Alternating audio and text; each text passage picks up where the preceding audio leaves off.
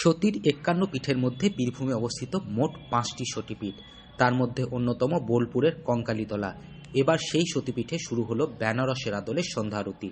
গতকাল অর্থাৎ শুক্রবার থেকে আনুষ্ঠানিকভাবে শুরু হয় এই সন্ধ্যা আরতি। বীরভূমের সতীপীঠ কঙ্কালীতলা মন্দির সংলগ্ন কোপাই নদীর উত্তর দিকে এই আরতির আয়োজন করা হয়। শুক্রবার ৫ জন পুরোহিতের উপস্থিতিতে আরতির শুরু হয়। জানা যায় প্রত্যেক দিন সন্ধ্যায় চলবে এই সন্ধ্যা আরতি। উদ্বোধন করেন জেলা সভাধিপতি কাজল শেখ।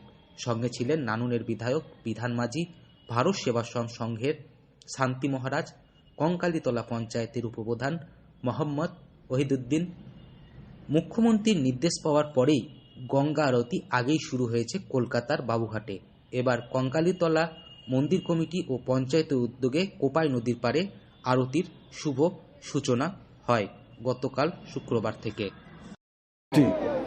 এটা যদিও বিগত দিনে আমাদের বাংলার বুকে চালু ছিল না, এটা উত্তরাখণ্ডে এবং ইউপির বেনারসে এই প্রথা চালু ছিল। যুগ যুগ ধরে হিন্দু ধর্মে বিশ্বাসী ভাইয়েরা, মায়েরা, বোনা, দাদারা এই ধরনের আরতির ব্যবস্থা গঙ্গায় করে থাকেন। লক্ষ লক্ষ মানুষের সমাগম সেখানে হয়। সোনার বাংলা মুখ্যমন্ত্রী মমতা বন্দ্যোপাধ্যায় তিনি এটা গিয়েছিলেন এবং দেখেছেন, দেখে উপলব্ধি করেছেন আমার বাংলাতেও এই ধরনের প্রথা রীতিরেওয়াজ চালু করার প্রয়োজন আছে। কঙ্কালীতলা মন্দিরের গর্ভগৃহের পাশেই রয়েছে একটি কুণ্ড। কথিত আছে সেই কুণ্ড সরাসরি কাশীর মণিক রণিকা ঘাটের সঙ্গে যুক্ত রয়েছে। বেনারসের পর মুখ্যমন্ত্রী নির্দেশে কলকাতার বাবুঘাটে এই আরতির আয়োজন করা হয়। এরপর কঙ্কালীতলায় শুক্রবার থেকে শুরু হলো এই সন্ধ্যারতি।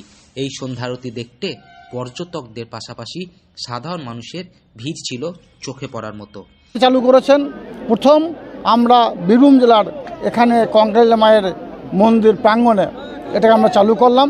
আমি চাইব বা আমরা চাইব সারা বাংলার বিভিন্ন প্রান্তে এই অনুষ্ঠান এভাবেই চালু হোক, সকলে এই অনুষ্ঠানের আয়োজন করুক এবং আমার হিন্দু ধর্মে বিশ্বাসী ভাই যারা আছে তারা সকলে গঙ্গা আরতি এইভাবেই দেখ। অবশ্যই এটা পর্যটক টানবে, আমাদের বীরভূমের অর্থনৈতিক পরিকাঠামো আরও সমৃদ্ধি লাভ করবে, এই আশাই আমাদের এইসব ধরনের পরিকল্পনা।